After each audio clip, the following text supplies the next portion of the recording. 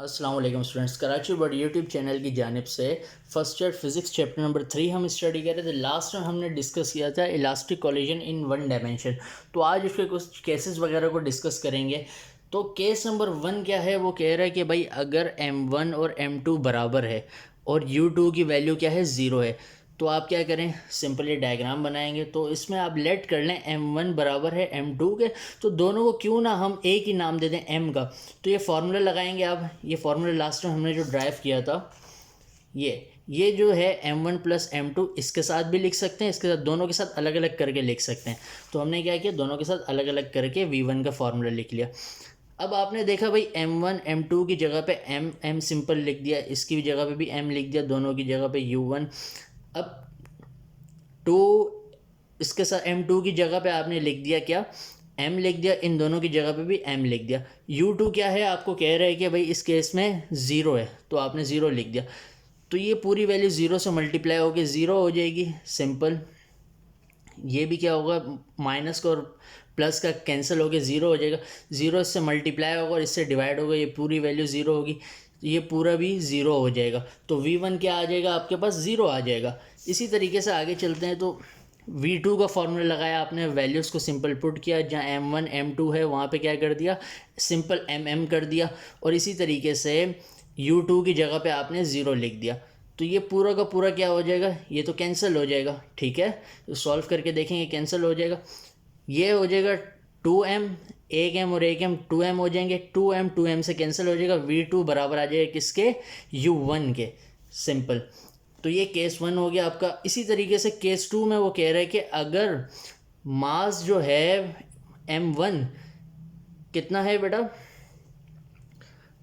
m1 जो है अगर वो बहुत ज़्यादा क्या है, छोटा है किससे, m2 से, और m1 की वैल्यू क्या है, 0 है, और u2 की भी 0 है।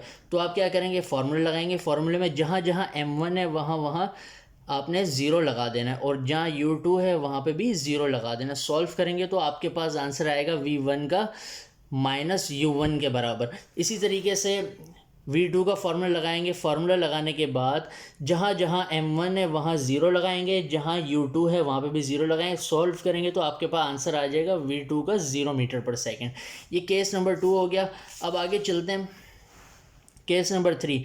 अब उसमें कह रहा है कि भाई m2 जो है वो छोटा है किससे, m1 से।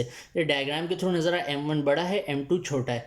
तो फार्मूला लगाया आपने, लेकिन m2 की वैल्यू क्या है, 0 है, और u2 की वैल्यू 0 है। m2 की जगह आपने क्या किया, सिंपल 0 रख दिया, और u2 की जगह पे 0 रख दिया। इसकी कैलकुलेशन करेंगे, सबको कैंसिल करेंगे, जो चीज़ कैंसिल हो रही है, तो आपके पास v1 का आंसर आ जाएगा u1 के इक्वल। v2 का फॉर्मूला आप लगाएंगे सिंपल इस तरीके से, m2 की जगह पे 0 रखेंगे और u2 की जगह पे भी 0 रखेंगे। सॉल्व करेंगे, कैलकुलेशन करने के बाद जो v2 का आंसर आ जाएगा वो क्या आ जाएगा, 2u1 मीटर पर सेकंड के। इसी तरीके से लास्ट केस है।